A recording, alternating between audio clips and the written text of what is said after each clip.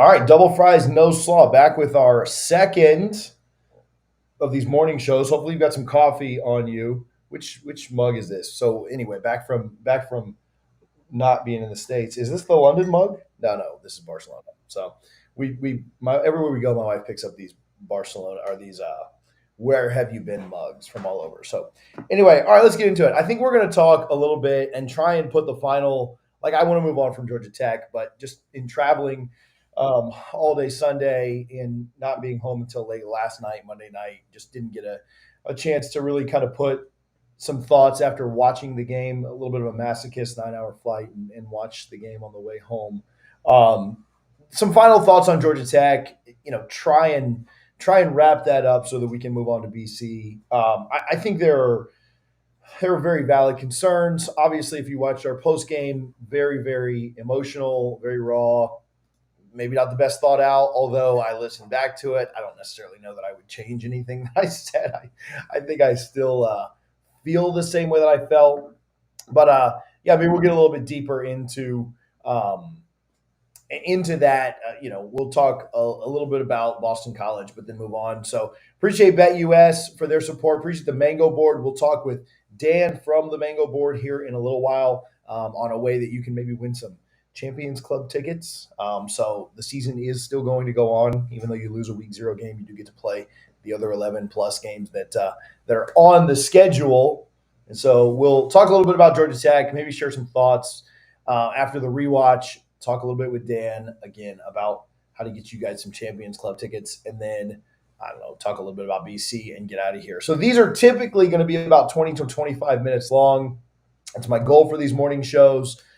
This one could be a little bit longer because I think we have a lot to talk about, kind of off the grid the last 2 days, and so stuff that we would have maybe done over those 2 days we'll talk about now. So I appreciate you guys for tuning in. We did really, really well on that first morning show. That one wasn't live. This one actually is. So if you comment and you have super chats or just whatever, we will see them. Harlan, if there's any really, really good comments, let me know and we'll talk about it. But before we get all the way into it, I know you tuned in for football talk. Dan, who is part of from the Mango Board, who we'll talk to in a minute, asked, well, was the trip at least good? And the trip was really good. And I didn't get a chance to talk with you guys about that because obviously just got on here emotional and upset on Saturday afternoon for you, Saturday evening for us, and just kind of ranted about the win, or the loss. I'm sorry, but yeah, the trip was amazing. And there's people will troll. Oh, you went all the way out there to see a loss, and again, they probably are doing that from their trailer parks in SEC country, and that's fine. But we had a phenomenal time, and obviously every FSU fan that was out there wanted to win. But Georgia Tech fans went out there too and thought that they were going to lose the game and still went. So you still don't kind of give up the trip of a lifetime, even if you don't think you're going to win. And if your team loses, you don't just automatically discount all the stuff you did while you're over there. We had a phenomenal time. I got I'll hold this up and show you. I know it's a morning show, but got a customized. I don't know if you can even see that, but Noles in Dublin 2024. Jameson. So we'll replace something that's up there on that top shelf. I don't know. You can comment what you think we should replace: the Stag, the Taylor, the Four Roses. But the Jameson with the Noles in Dublin on it is really, really cool. So as we travel, maybe we'll continue to change stuff out back there and do different stuff. But had a phenomenal trip and just a ton of fun. And even the game didn't go the way you wanted, but it was exciting. Florida State wasn't playing super well, but the Marching Chiefs were super into it. The 20+ thousand FSU fans, they kind of dominated it. They were talking about Haynes King not being able to hear his in-ear system at a neutral site game, right? Florida State was louder. They were more into it. They were more dominant, on the crowd side of things. And that didn't translate into a win, but I do think that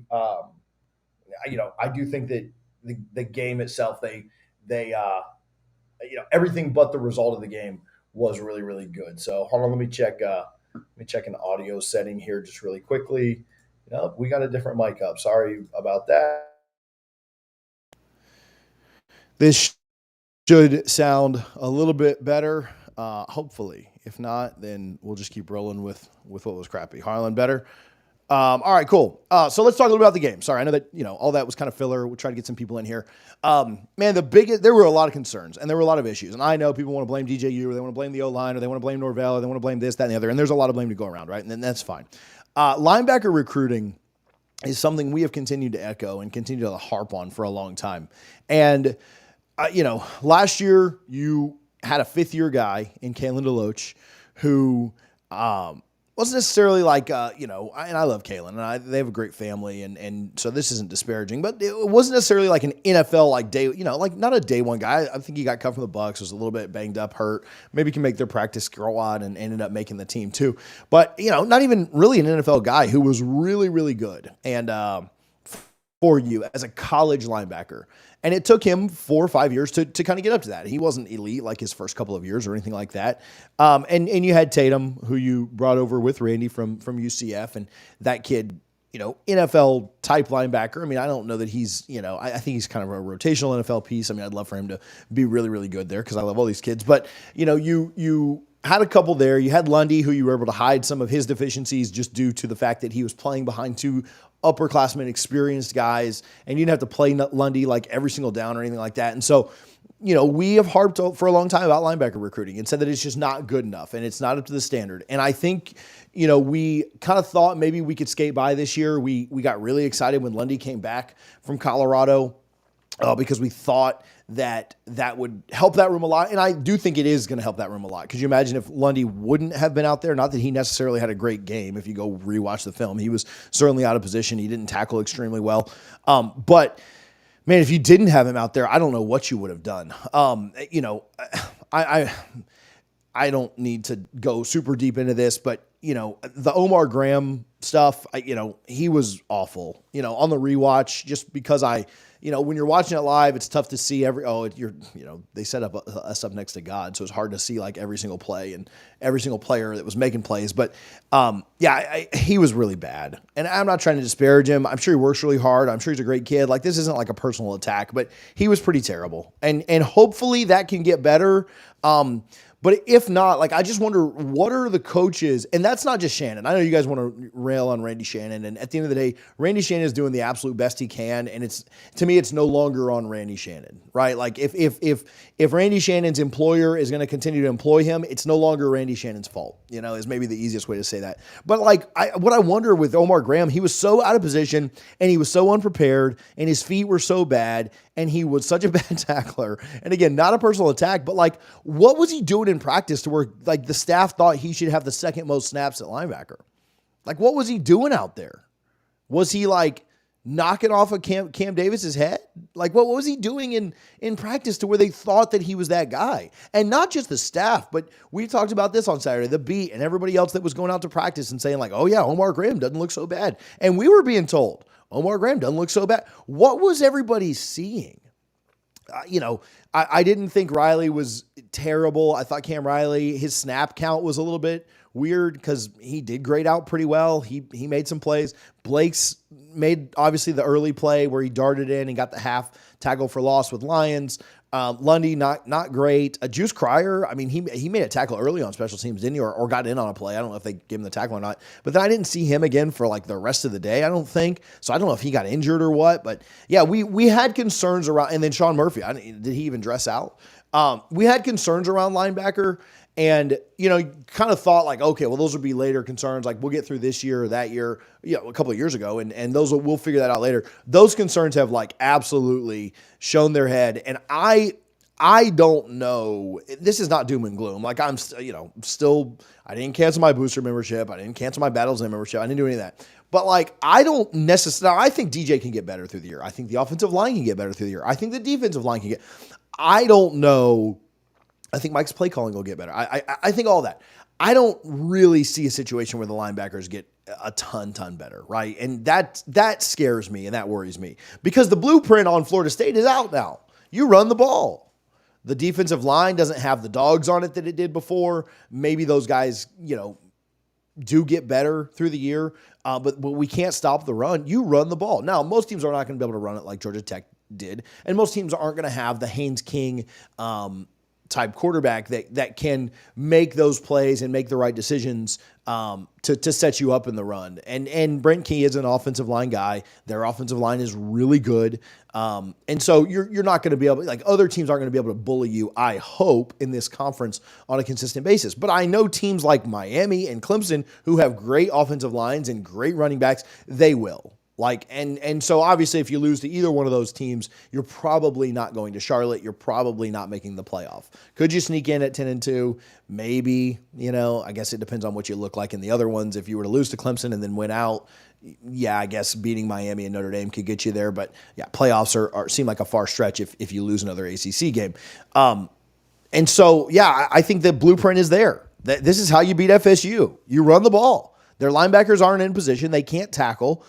They don't have a ton of skill there anyway. I think that rotation needs to be looked at. And if you mess some things up because, you're putting young guys out there like a Blake Nicholson, again, it's his second year in the season though, and a Juice Cryer, you just got to live with those lumps. But those guys, I at least will wrap up. Omar Graham, again, I don't know what he was showing in the summer, but really, really tough look for him out there. And then defensive line, again, wasn't great either. But on the rewatch, every concern I had about the linebackers was magnified times 100. It's probably the position group that I don't know, maybe I was the easiest on them the other day. I mean, I certainly talked about him a little bit, but it was the position group that after the rewatch, there were things about the offensive line that I think oh, okay, well, we can improve here. And defensive line, oh, we can improve here. And DJ, oh, well, he did this well, at least.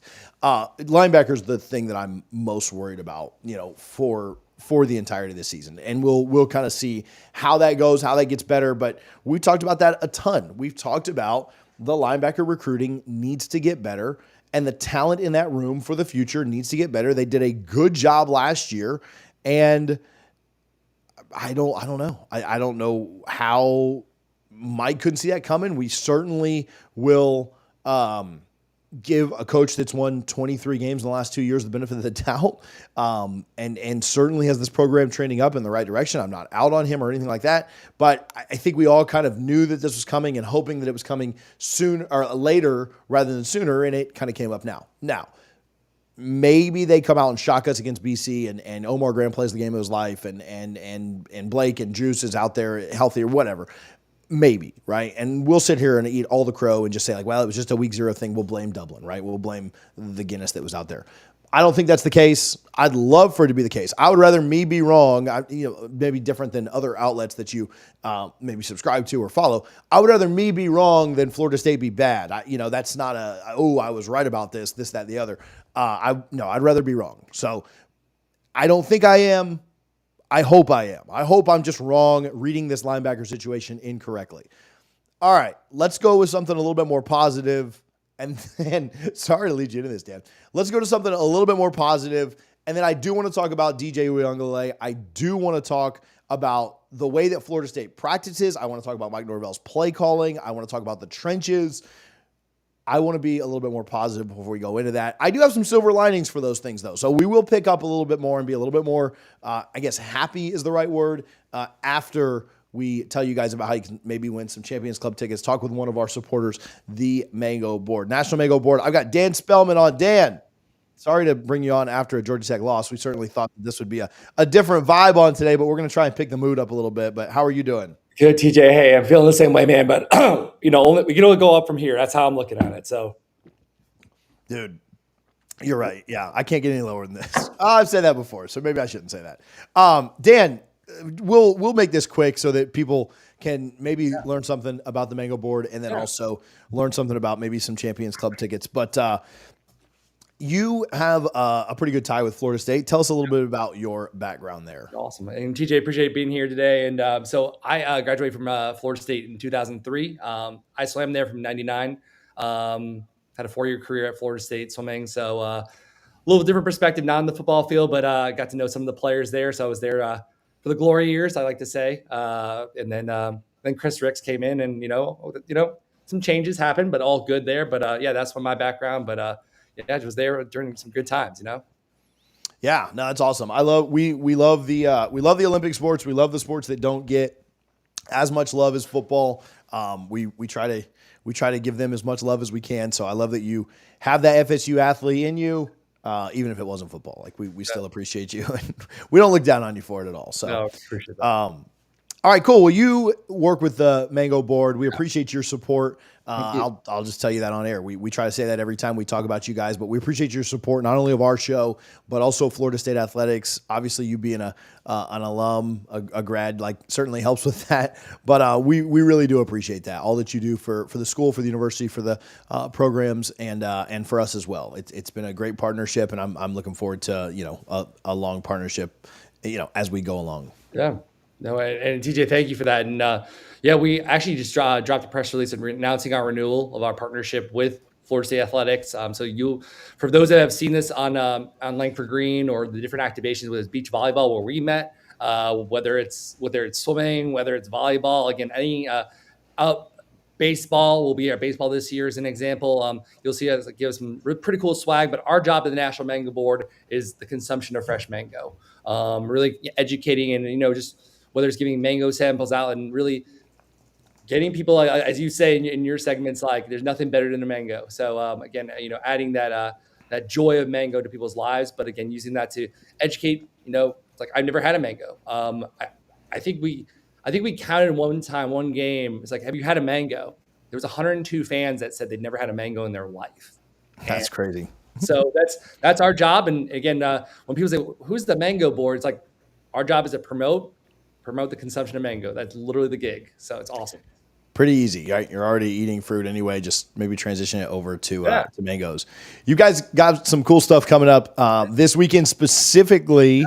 Tell us about the Joyride. What is that? You're going to be in Tallahassee, but tell us a little bit about where folks can find you, what the Joyride is, and all that. Yeah, so we started off actually in Texas. So we did some retail stops there. We did a AA affiliate in Frisco, the Frisco Rough Riders, and now the truck's on the way to Tally right now.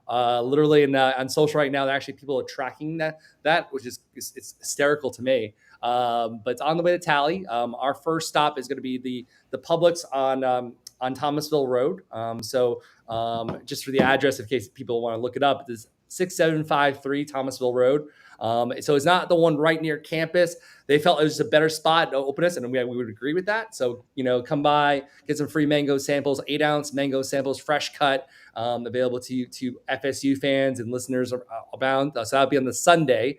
And the next day we'll be at the game against Boston College. So myself and another colleague, and then we have a whole team on site. We got a selfie station. We're giving away those infamous sunglasses that we had before. Again, all those different things. We're also at fresh mango sample, 8 ounces. If we gave away 600 at the Frisco Rough Riders game, we're anticipating 1,500 free fresh mango samples, fresh cut, ready to go. You can put some tahini, some coconuts, some chia seeds, honey, whatever you want. Whipped cream on it as well. So again, some really cool things on probably what we're anticipating is a warm day, even though it's an evening game from that perspective. So yeah, so it's gonna be a lot of fun. The mission again, how do we get people to try mango?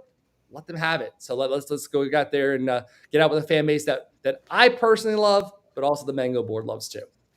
I will be at that Publix from probably about 10 to noon. I might have to cut a little early to get over to the soccer match, but probably about 10 to noon. So come out and see me there, hanging out with the Mango Board, 10 o'clock, Thomas Roll Road, Publix in Tallahassee. And then folks may, if they show up, may be able to walk away with something pretty cool. Let's talk about a giveaway that we're partnering together to do. It's really just you guys, but we'll take a little bit of credit for just being there. Absolutely. No, and TJ, we appreciate your partnership and we appreciate your listeners. And again, as a listener prior to our partnership, I've enjoyed the podcast. So we will be giving away 2 Champions Club tickets to the Clemson game. So which we feel still is the penultimate ACC match of the year. We think it's going to be the game of the year. So courtesy of the Mango Board. So again, all you got to do, come by the Joyride and then at Langford Green. So come by, tag yourself in the photo. If you cannot be at the game, because we want to be all inclusive to all your listeners, take a picture with you in a mango, whether you're in a store or retailer, whatever it be. But we'll be taking submissions on game day on 9/2, so Labor Day. So just take a picture with the mango, tag us at Mango Board. We'll have a post where you can actually tag yourself to win. And again, but they're for Clemson. Great seats, great view. You're going to see it, and I think it's going to be a great game from that perspective. So again, we're still excited for the season. Football's back, folks. Yeah. A little bump in the road to start. But yeah, if you want to win some Champions Club tickets to the Clemson game, come see us at Sunday at the Publix. See us during the pregame on Landis Green, or look for the post from the Mango Board so that you can enter to win free Champions Club tickets to the Clemson game. Certainly won't. TJ, and you'll see, you can't miss this Airstream. This thing is huge. It's right near Unconquered, so you get a nice picture of Unconquered. You can get some fresh mango. We got some T-shirt giveaways too, so like really nice swag T-shirt. A lot of good stuff, but again, ultimately, try some mango, support the Mango Board, support the mission, and help the farmers and growers in the United States. Yeah, if you're depressed about the game, yeah, I mean, if you eat a mango, you'll certainly feel better about that. And then second, if you win Champions Club tickets to the Clemson game, you'll automatically feel better too. So, Dan, let's get a real quick BC game prediction, score prediction, and then let's get you out of here so you can get back to your day. Yeah, I thought again, listen to the podcast and listen to different pundits talk about what we expected for this season. I would agree. I think your analysis was right on. I think the defense will step up, but the linebackers need to support. BC's quarterback can run. We got to protect that screen. I think we will. I think we'll come fired up for the crowd.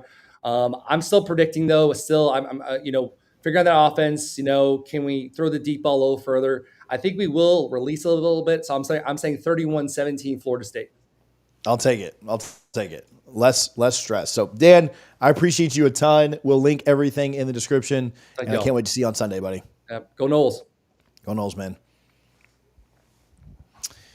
Appreciate Dan from the Mango Board. Again, if you're going to be in Tallahassee on Sunday, swing by and see us there on Thomasville Road. B. Harris Outdoors. I appreciate the super chat. I appreciate the love. If you have a comment or something. Oh, we do have one. Did you think Alex Atkins not being... Okay, I'll talk about that in just a minute. Did Alex Atkins not being there? But again, if you're in Tallahassee on Sunday, make sure that you stop by and see us, get some free mangoes, enter to win some tickets to the Champions Club for the Clemson game. If you're not there yet on Sunday, come see us. I'll be over there at some point. Come see the Mango Board there by the Unconquered statue on Landis Green. All right, let's move on. Let's kind of talk a little bit about... Well, I'll answer that question. Thank you for the question.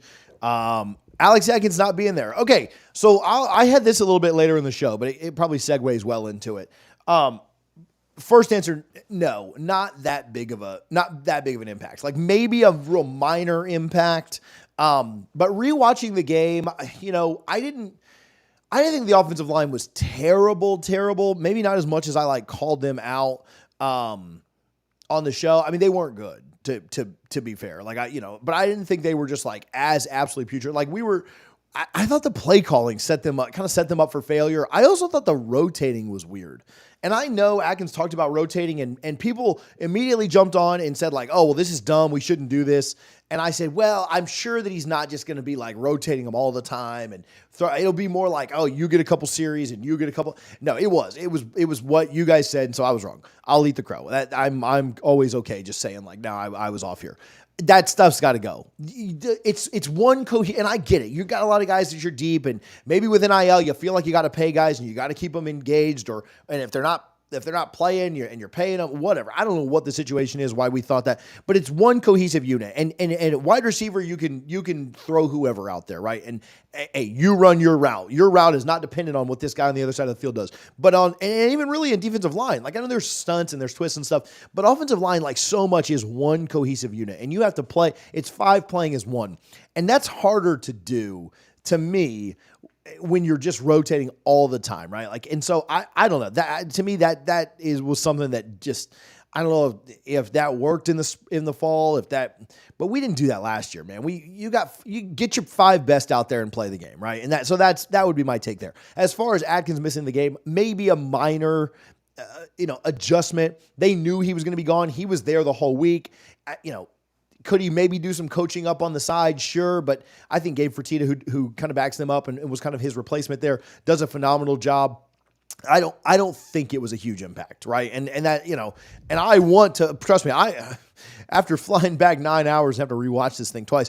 I don't think it was a huge impact, but I want to make excuses like, oh, well, this was the issue or that was the issue or that. I saw people talking about jet lag. I mean, like Georgia Tech didn't have to fly over there. What they do, swim. So I don't know. Like I want to make excuses. I just don't know that I'm willing to make the Atkins not being there one as a realistic excuse for why they struggled.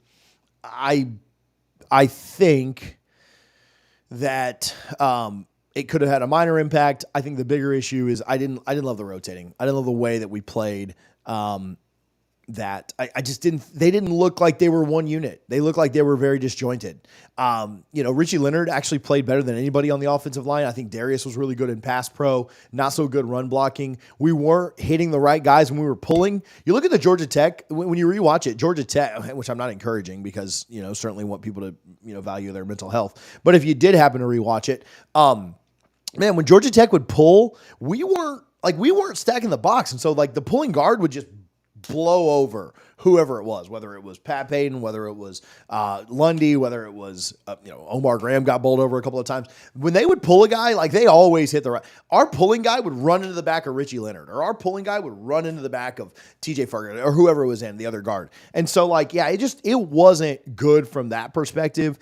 And, so maybe Atkins being there would have helped a little bit. But again, I think that just comes with continuity and playing together. And I don't think the rotating thing was good. So, all right, that's probably enough of me ranting on the offensive line and the way that looked.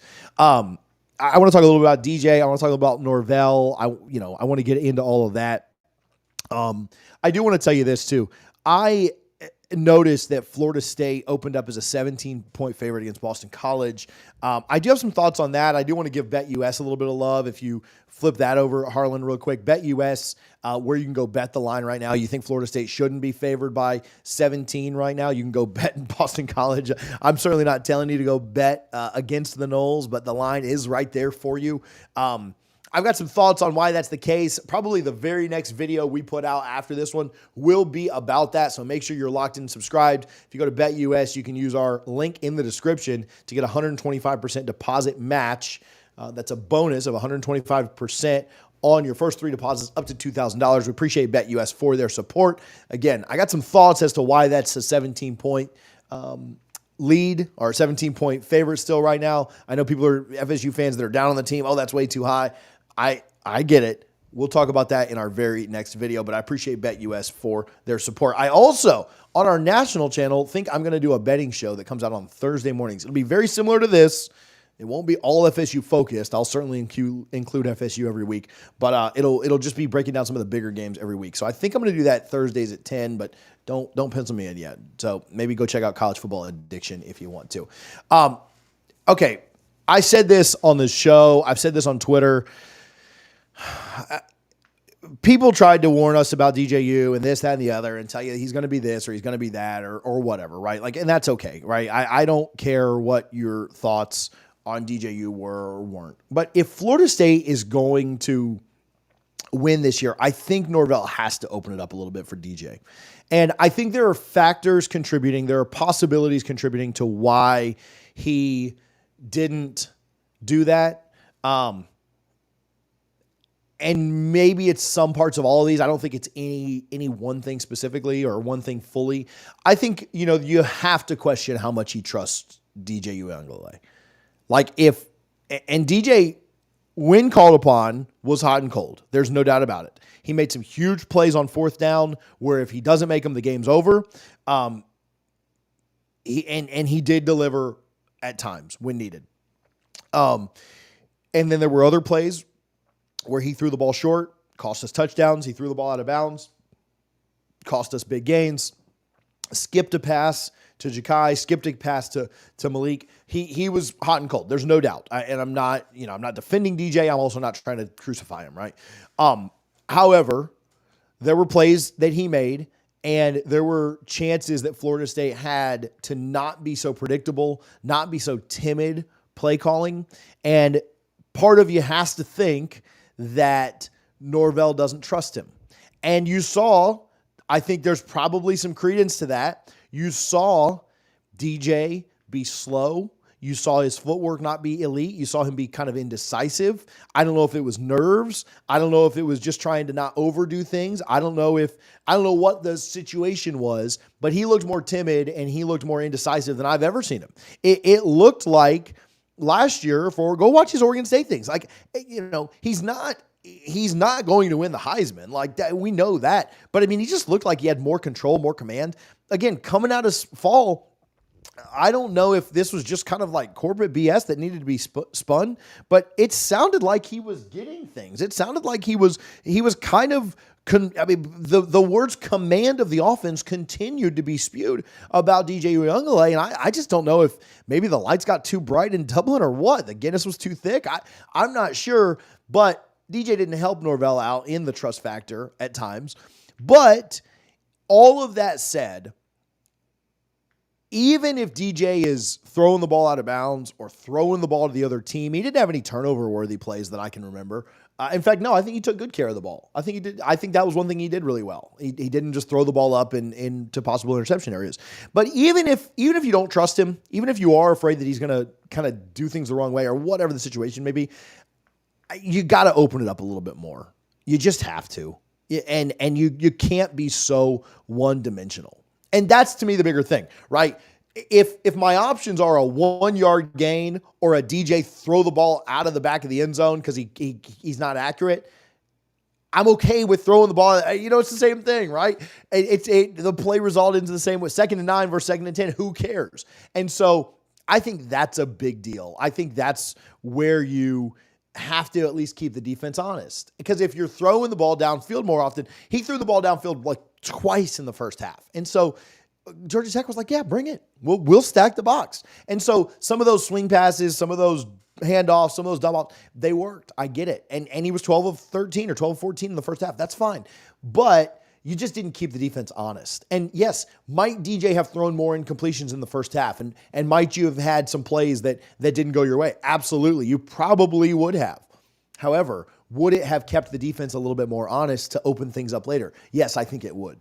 And DJ was not elite by any means, but he did make some plays for you. On 4th down, you had to have him. On a 3rd and long, I thought he was indecisive, but he still stepped up and got you 7 yards on a 3rd down where the pocket was collapsing. And so he made some plays. DJ's going to have some plays where he makes some good plays. He's going to have some bad plays. That's just who he is. That's what you're going to get in him. Hopefully that rounds more into being a little bit more often than not, he's making the good plays as he is here for longer, as he plays, and as he gets more confidence, as Mike gets more confidence in him. But I just don't think you can be timid in your play calling. The other side is not only the lack of trust in DJ, which I do think exists, and I do think is part of it. But the other part is I think Mike Norvell was almost overconfident in his run game. And almost like he was too sure that the run game could not fail. Right? Their defensive line is not good. Our offensive line is good. Their linebackers aren't good. Our running backs are good. We will bully them in the run game, and we will not stop doing it. And I think Norvell, almost to his own detriment, was like, no, we cannot be stopped running the ball. And I think the worst thing that could have happened for Florida State was the way that we ran the ball the first drive. Now, it was a great thing if you were in the stadium. It was a great thing if you were watching on TV because you go up 8-0. You've got all the excitement, all the energy, and all that. But I think it almost reaffirmed Mike's thoughts of, I can just run my ball to my way to a win here. I don't have to. I don't have to throw the ball. I don't have to trust DJ. I don't have to put the ball in harm's way. I am going to bully these guys to death. And I think that's the way we went into the game. And I think the first drive absolutely solidified that in Mike's mind. Again, I'm not going to say I don't wish we would have scored there because I'll tell you, that was about the last moment that we felt amazing because of how that drive went. I mean, we were lit. We were all firing off tweets that got revisited a ton. I was the king of that. But I do think that Mike was almost overconfident in his ability, the team's ability to run the ball. And this is when I was going to talk about the rotating offensive line. We've already talked about that a little bit, but I think that contributed to the running game not being as good. I thought it was weird they went away from Jalen Lucas. I mean, he was an absolute baller on that first drive. He was a playmaker. He was doing a really, really good job just kind of being a change of pace and being somebody that they could not see or find or tackle. And after the first drive, we went away from him. I thought that was weird. Second drive, Florida State, I went out and wrote down every single play, which is kind of dumb because I guess you can obviously just look on ESPN and see the game by game or the play by play. But I went down and wrote down every single play. And what I noticed, that play to Cam Davis where he dropped that pass, right? Freshmen are going to drop passes. That's fine. That was on first down. We were winning first down. Even when it was only 2 and 3 yards, 4 yards, we were winning first down the entire first drive. And then that play happened. We were moving the ball up the field. We lost that first down, and it put us behind the sticks. And that's why that drive ended up stalling out. And I think that was a big, had that play gone a little bit differently, you go up 15-7, maybe things start to turn your way because the defense did come out and get a stop right after that. You go up 15-7, the defense gets that same 3 and out that they got. Then who knows? Maybe the game goes a little bit different. That Cam Davis drop was pretty big in retrospect. You still got to be able to overcome that. You're going to have drops, you're going to have holds, you're going to have different things. As big as that play was, if not for a face mask on a sack, you don't get 3 points later in the game going into halftime. And so, yeah, I mean, sometimes breaks are going to go away, or sometimes breaks are going to go the other way. But yeah, I thought some of that was weird. I thought the play calling again. I'm not one to just jump on Mike and say, "Oh man, he's lost it." I think he'll be fine. But I just think it was weird play calling. But I just think it was it was a lack of trust in DJ, and it was an overconfidence in his running game. I think he thought his running game could just be elite, which maybe in another situation it was. I think we'll be able to run the ball against BC. Like, we're not doing a BC breakdown yet, but I think we will be able to run the ball against BC. I think we'll learn from this. I think we'll tighten up those rotations on the offensive line. I think we kind of saw what guys are able to do, and there will be adjustments, hopefully at the linebacker position too, not just O-line. But I do think that'll help. I do want to talk defensive line quickly, and then we'll try and wrap up and get out of here. I appreciate the folks that are in here watching this. My plan is to do this every single Tuesday at 9 a.m. Now, next week could get a little weird because the game's on a Monday night. I'll have to do it from Tallahassee. That shouldn't be a huge problem. But I will have to do the show from Tallahassee next Monday. So we'll have to figure that, or next Tuesday, I'm sorry. So we'll have to figure that out. But then the rest of the season should be good to go. Tuesdays, 9 a.m., lock in with us. I'm working with a potential sponsor for this show. I know we gave BetUS and the Mango Board some love, but an official sponsor that you guys are going to be excited about. Again, I want this to kind of be a fun morning show. Hopefully it'll be more fun than this one going forward. But hopefully you're enjoying it with some coffee with me. If you're not having fun, the best idea I can give you is to maybe put some of this in your coffee, and it'll immediately brighten your mood. So, quick tip, let's talk a little bit about the defensive line trenches. I think, listen, I don't want to belabor the point, but you did have some guys on the defensive line that either threatened or entered the portal or said they were going to enter the portal or whatever. And you felt desperate to make sure that they stayed. You got them to stay. You retained them, and you got them to stay here. But I just don't know. I don't know where the mindset of that defensive line is. I don't think you have the dogs on that defensive line. For as much as Fabo was, kind of hurt, banged up here and there, he was a dog, right? Braden Fisk, dog. Jared Verse, dog. And, Pat Payton, I thought, was somebody that we could really, really count on. And it's just one game. I'm not ready to write Pat Payton off or anything like that. I'm not ready to write anybody off just yet. Maybe there's one guy that should be written off on defense, and it's just a skill level thing.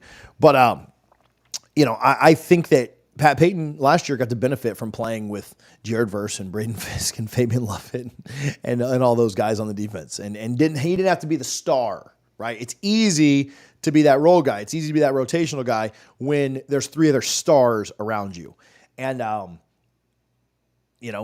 it's up to you to step up, right? You get your first little taste of it this week.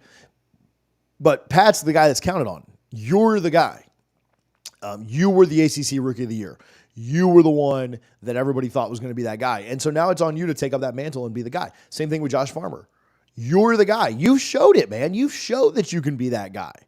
Now, again, you were getting to play behind Fabian Lovett and getting to play behind Braden Fisk and getting to play next to Jared Verse.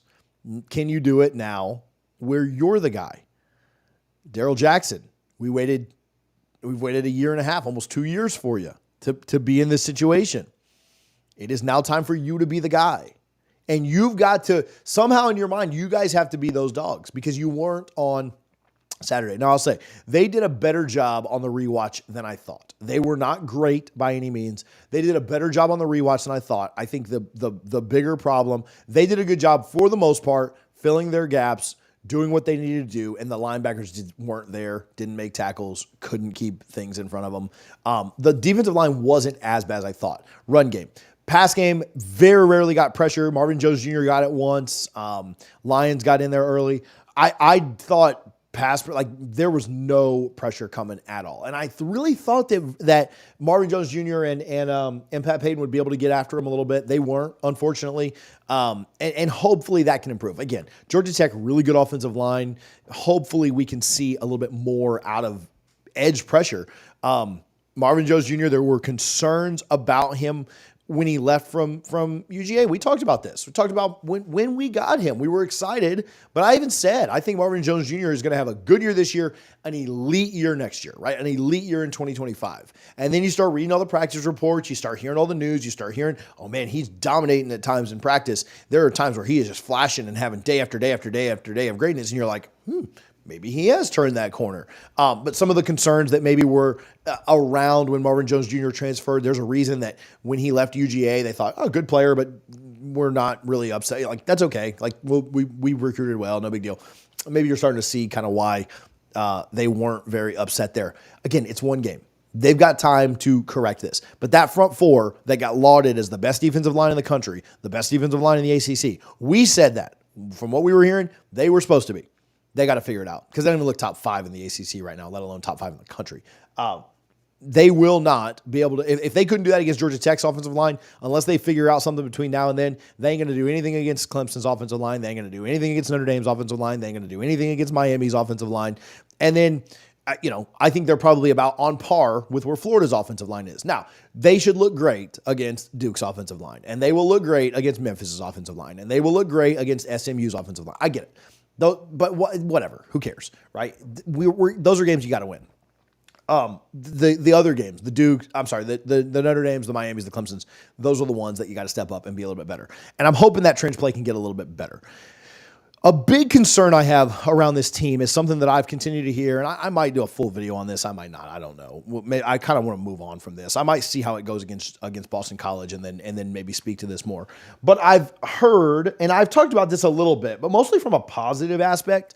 I've talked about how the program, how the football team for this fall and last fall really treated it like a kind of an NFL preseason. And I don't mean the camp, I mean the preseason games.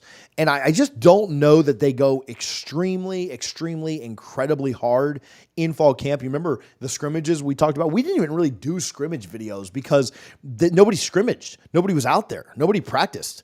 And I talked to some people since Saturday. I talked to some people when I got to Orlando on Sunday, and I talked to people who went to practice and who were there. And I know the media is only able to report on some things, the folks that are there at practice. But, when we were being told like, oh, well, just guys aren't practicing because we know what we got and we're trying to get some depth. I don't know if that's the case. I don't know how seriously we're taking practice. And I think last year you were able to give a lot of guys time off. You were able to give them reps off because you knew what you had in Jared Verse. You knew what you had in Braden Fisk. You knew what you had in Fabian Levitt. You knew what you had in Tatum Bethune and Kalen DeLoach and Jerrion Jones and Renardo Green and Akeem Dent. And you weren't worried about that group at all because you said, yeah, they're going to come out and play on Saturdays. What I worry about is, did we do that this offseason too? Did we take things light in fall and we don't have the same dogs that can just turn it on? Like, to me, it looked like Florida State was scared to tackle or didn't know how to tackle or hadn't been hitting for the last 4 weeks. Now, again, maybe they are out there just laying it all on the line, but the vibe that I get from reading practice reports, the vibe that I get from talking with people out at practice, the vibe that I get from talking with people post the game, I don't think we're out there busting butt. I talked with Terrence Brooks. He was at an event that I was at 3 weeks ago, and Terrence Brooks told me the games on Saturday were easy because Jimbo killed us in practice. Jimbo absolutely killed us. I've talked with people who played for Jimbo and said, yeah, he was an a-hole. Like, he gets that moniker now because of how things ended. But I think they absolutely went toe-to-toe and killed each other in practice when Jimbo was here. And I'm not saying they've never done that after Norvell. I'm not saying practices aren't hard. I'm not trying to imply any of that. But didn't it just look like they were softer? Didn't it just look like they were a little like it looked like Florida State had been riding on, hey, we're the best out here. We're going to turn it on when it gets here. And it looked like Georgia Tech had been fighting for their lives all of fall camp. And I didn't get that same impression from Florida State's trenches, right? I thought secondary, wide receiver, running back, like I don't necessarily mean that. But the guys who actually have to hit each other every single play and have to mix it up and lay their bodies on the line every single play, it just didn't look like they were prepared. And I don't know why that is. Maybe it was Dublin. Maybe it was the weather. Maybe it was being in another country. I don't know. Maybe he just didn't adjust to that as well. And that's very valid. And if that's the case, I'll go away from this theory. But my worry is that they were soft. They weren't prepared. We got too many guys sitting out of scrimmages, and we got too many guys sitting out of practices, and we got too many guys that aren't playing in the fall, and they didn't know how to tackle. They didn't know how to hit. They didn't know how to wrap up. They didn't know how to get push on the offensive line. They didn't know how to block. They didn't know how to pull. And that's kind of my concern is did we last year, I think it was okay to go that preseason model. I heard, man, they paid Keon a lot of money to come here. And I heard they didn't make Keon practice super, super hard because they knew that Keon was a dog and could turn that thing on when it came down to it. They didn't need to put tread on his tires. They didn't need to wear him down. Same thing with Fabian Lovett. Same thing with Jared Verse. Same thing with Braden Fisk. Those guys didn't go 1,000% hard in the offseason because there's no reason to. You knew you were going to lean on them. You knew what they were going to have. And I think you could get away with that last year. Did we do that this year and we don't have the same dogs? We don't have the same mentality. We don't have the same absolute get after it, get in your you-know-what, and beat your you-know-what, right? I just don't think we have that this year. Right. And maybe some of those leaders will emerge. I don't know who the leaders on this team are. I don't know who the guys that are going to get in other people's faces and say, like, hey, dog, you're going to step up and you're going to go. But like last year, remember Jared Verse and Trey Benson would like argue about who was faster on Twitter like daily? They were so competitive that like that's what they were doing. And I don't really see that kind of dog in anybody this year. And it's one game in, right? It's just week 0. Not trying to overreact. We'll move on from Georgia Tech after this. But I don't see that same dog in this team. Now, maybe somebody emerges. Maybe it ends up being one of those defensive line guys. Maybe it ends up being DJ Lundy. Maybe it ends up being Azariah Thomas or Conrad Hussey or somebody there in the secondary. Shaheem Brown. A lot of those guys seem like the quiet lead by example type to me. So I don't know. Maybe it ends up being Ja'Kai Douglas, who I thought had a really, really good game. Again, I don't know that that's his personality. Maybe it ends up being a freshman. I don't know. But I think you need a couple of those guys to emerge and emerge pretty quickly. I would love if it was DJU.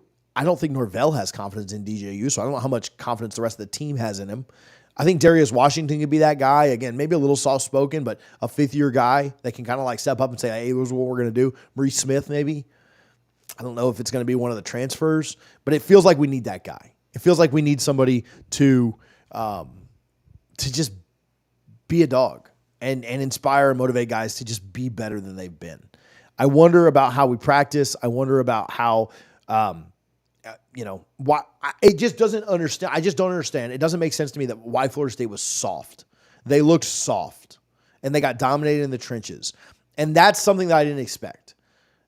I could have seen a scenario where Haynes King came out and just went God mode, went Lamar Jackson on you, which he did look really, really good and you couldn't stop him. But I could have seen a situation where, that guy came out and just absolutely, you weren't expecting it. Went Drake May in 2016 level, not Drake May. What was the North Carolina quarterback before Drake May? Sam Howell. Went Sam Howell mode on you and just beat your brains in. Well, but that's not what happened. You were just softer. You just got dominated up front, and that is not something I expected on either side of the ball. They look soft. I don't know why.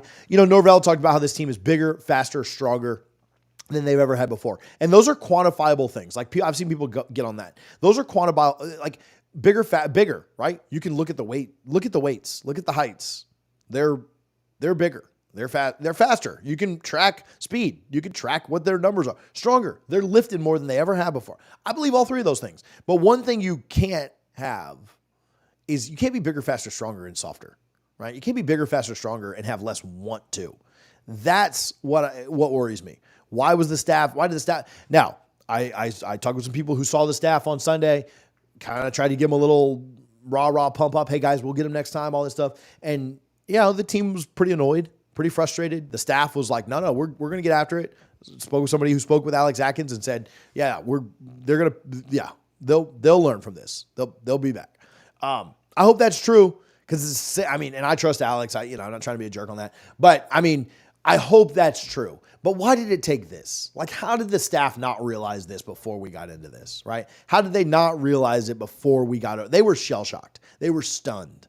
And I don't know, maybe when you're out at practice and it's soft going up against soft, it looks good because everybody's just soft.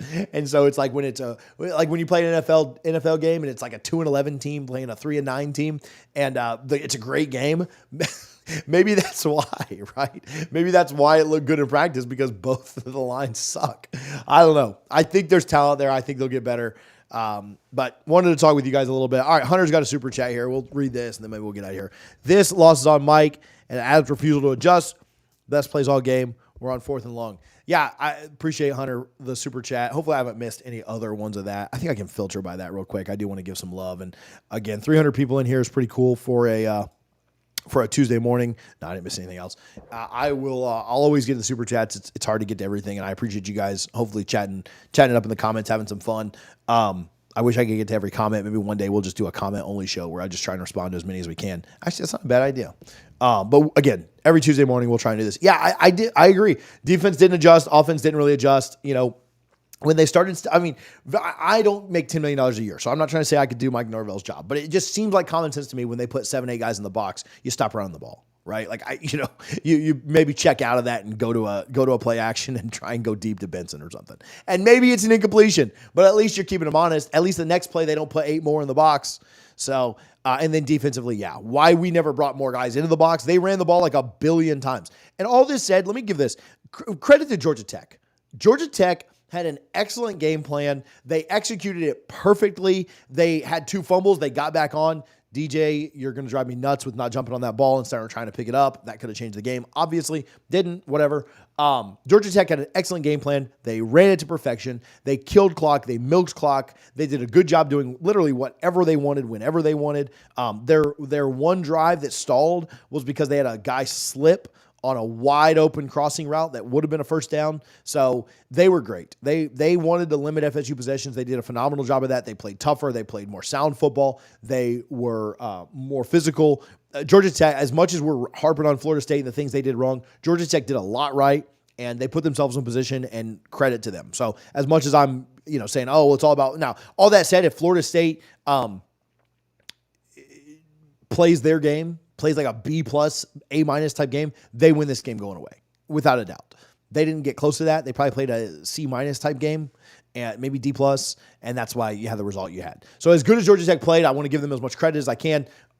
Florida State still had every single chance to win this. And again, if you fall on a fumble late, if you stop them on if you stop them on a 3rd and 19 and don't let them get back into field goal range, you win the game. Right. So even with Georgia Tech playing an excellent game plan, great blocking, great defensive line play, even with all that, you had your chances, and you just couldn't get it done. So at the end of the day, it's one game.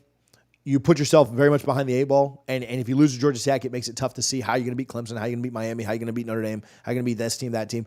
Florida State should beat Boston College. They should beat Memphis, and they should beat Cal. They should be 3-1 heading to SMU, who mightily struggled with Nevada. I understand they struggled.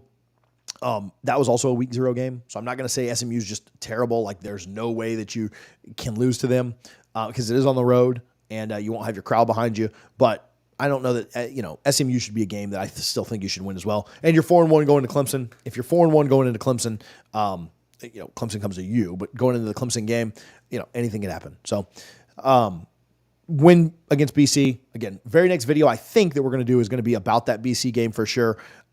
So we'll talk about that. We'll start breaking that down. Our preview show typically on Wednesday is going to be moved to Thursday this week just because the game's on Monday. So I just want a little bit more time to get closer to the game before we do a preview show. I feel like doing a preview show on Wednesday for a game that's going to be next Monday. It's a really late thing. In fact, I kind of want to do the preview on Friday, but that feels way too late. So preview show on Thursday. Make sure you're subscribed for that. Got a couple more super chats here at the end. We like to read those before we go. Better to have than L now than in October, November. Yeah, better to figure it out now and get your wake-up call. Florida State, the last couple of years, has had games where they could have lost, but they found a way to win in the end, right? You think about BC last year. You think about even Pittsburgh last year. You think about going back to the year before. There were some games that got a little too close, and you found a way to win. But you can't always do that, right? Sometimes you're going to lose. Sometimes you're going to drop a game, and you have to learn those lessons through a loss. And sometimes better to lose a lesson through a loss. I mean, you'd certainly always rather learn your lesson through a win. Wasn't the case this time. You lose. Kwame, oh boy, this should be good. Appreciate Kwame, the Miami fan, for tuning in here. We were told that this was the best D-line in the ACC. Number 5, number 6 got their asses handed to them all game. I feel like Mike should ask for a refund.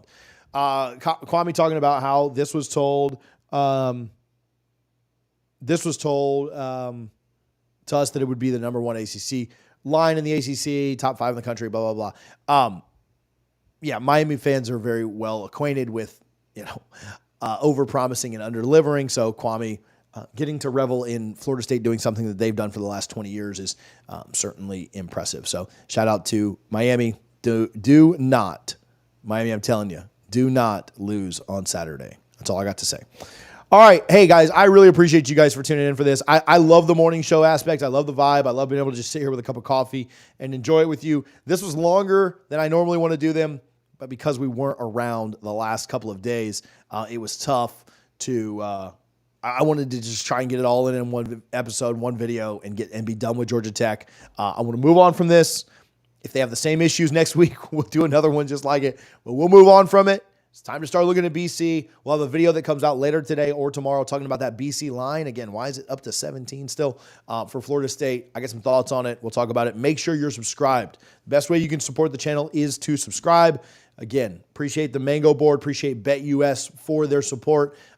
If you're going to be in Tallahassee, come see me on Sunday with the Mango Board there in the Publix at Thomasville Road. Win you some Champions Club tickets. Appreciate you guys again, as always, for the support. Listen, we're going to keep clocking in, right? Florida State can lose the next 11. We'll be here. We might be a little more sad. We might start putting the Jameson in the coffee, but we'll be here either way. Appreciate you guys for doing the same, and we will talk to you soon. Go Noles.